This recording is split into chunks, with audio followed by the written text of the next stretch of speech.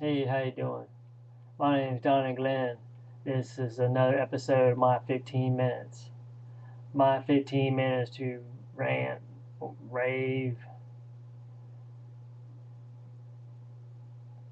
talk about people. It's general bullshit. Nothing special. Just something to keep me out of trouble. Let's see what I want to talk about first. Let's talk about 2-year-olds. I got a 2-year-old. She's going on 23. That's something else. I don't want to think about that. But what I want to know is, when do they get any sort of reasoning?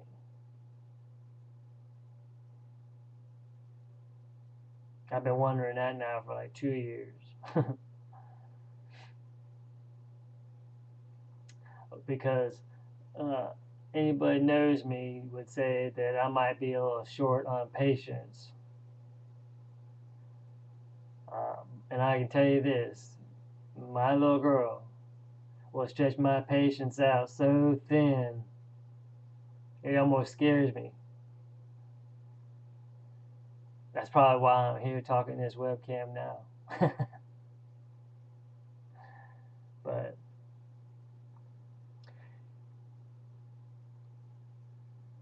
who knows? I'm sure if it's not reasoning, it's going to be something else. But we just get past that reasoning part. It just trips me out. I mean, 1 second everything could be hunky dory, laughing like there's no tomorrow and nothing could be wrong. To the next second, getting the hands across the chest, big old bottom lip hanging out. Don't want to have nothing to do with anything, anybody, or what. Yeah. Don't want to talk about it either. That's the scary part. But what can you do? Hmm. I wonder. Well, anyways, I think last week I had to go to a class uh, out in my favorite part of Tidewater, Norfolk,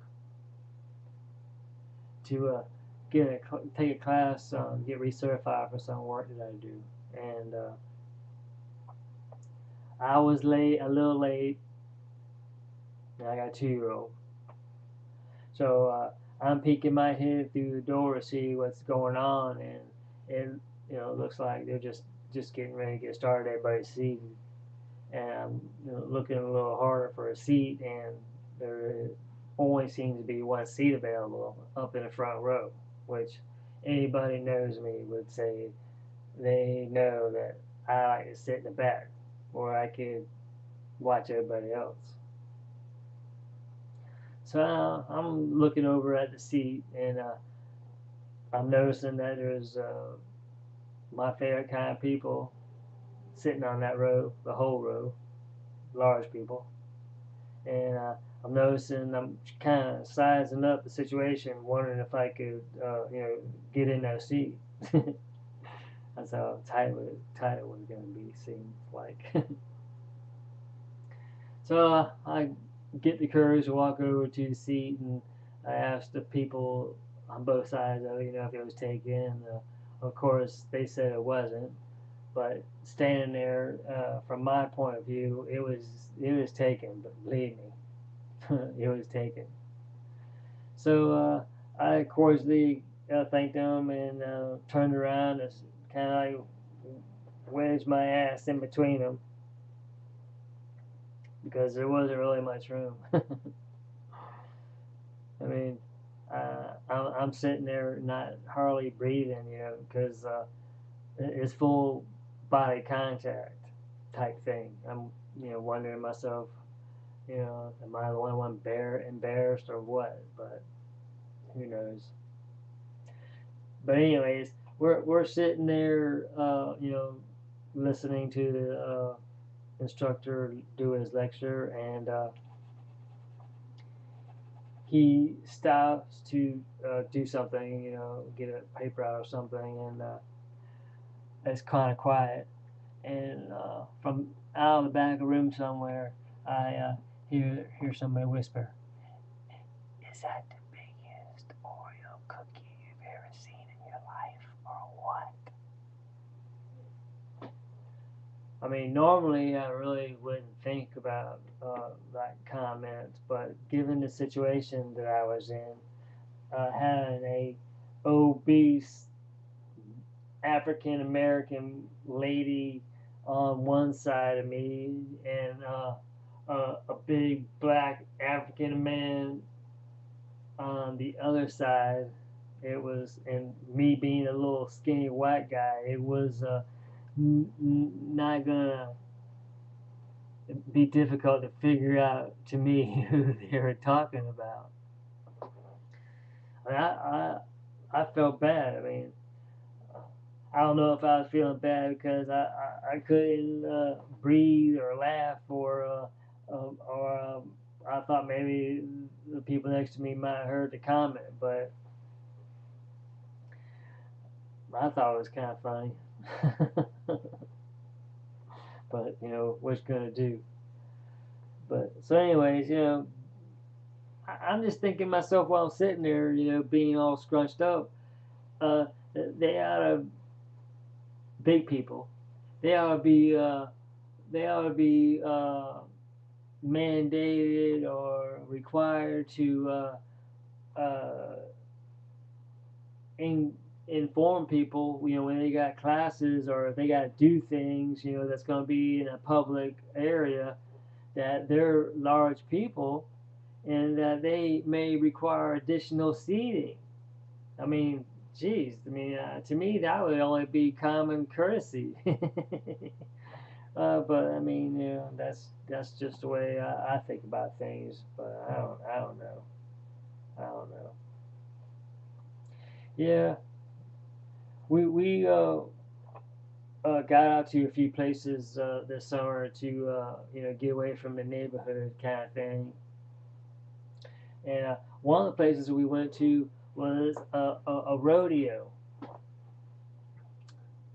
One of those rodeos where they have bull riding and the barrel racing and lassoing the cows, bring them down, whatever. And this particular rodeo, it had, like, I guess before the actual rodeo in the evening, during the day, they had this big area where they had all the animals, corralled in individual pens. And I guess they were having some sort of a show, maybe like a 4-H show, because we were walking into the front tent area. It's kind of like a corridor, and when you walk in there was animals on both sides of you. And this particular row of animals, I guess it happened to be bulls. So we come up to this first bull. I mean, it was a big bull. I mean, I've never really been that close to him before like that. I mean, just from here to 3 feet over. And they it looked like they all had been judged, prior to us getting there, maybe the day before or whatever. I don't know. But this bull had a blue ribbon, and next to the blue ribbon it said it had been studded out 50 times that previous month. I was like, damn, that bull's been busy. And up in front of us, there was this little old lady and her husband. I mean, they were, they weren't that older than me. Not that I'm older or anything, but they were. I mean, you could tell they had grayer hair and they were a little older. And they were looking at the bull, and they happened to notice the blue ribbon and the sign. And the little old lady giggles over to her husband and says, "You might want to see what that bull's secret is." Well, the old man, he just kind of looked at her and started walking on to the next bull, because there was a row of bulls. And this bull had a blue ribbon next to, his sign also, and on the sign said that particular bull had been studied out 62 times in the past month. Well, I'm thinking to myself, damn man, these bulls have been busy. I mean, I wonder if all these bulls are like this. How can I get in on action? But anyways, uh, and I saw the little old lady, lean over to her husband again and say, I heard her say, "Honey, I'm telling you, you better find out what these bulls, the secret is. I mean, you know what I mean?" And she started giggling. And the old man, he was just looking at her, getting cross-eyed. He's probably short on patience too. But so we get past the second bull and we come up to a third bull. I mean, this bull was a big bull. I mean, it's probably the biggest bull I've ever seen. It had these big, long ass horns. I mean, I was like, I wouldn't want to be, you know, picked up with his horns or whatever. And this bull had a gold trophy, a gold ribbon, and next to it, the sign said that bull had been studded out 112 times that previous month. And well, this time I was watching the little old lady because I knew she already made comments on the past too. This one here is going to have to be, another one. And sure enough, I seen the little old lady lean over to the old man and say, "Honey, I'm telling you, you need to find out what these bull secrets are."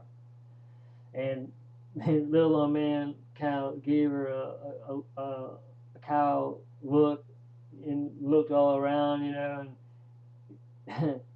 got a little grin, smirk on his face, and said, I know what the secret is." And little old lady's like, "Oh, you do you?" Yeah. Little old man said, "Yeah. They're not banging the same old cow every week. What do you think?" I mean, you had to be there to see it. It was classic. I mean, I couldn't have said it any better. In fact, that sounded like something that I might have said.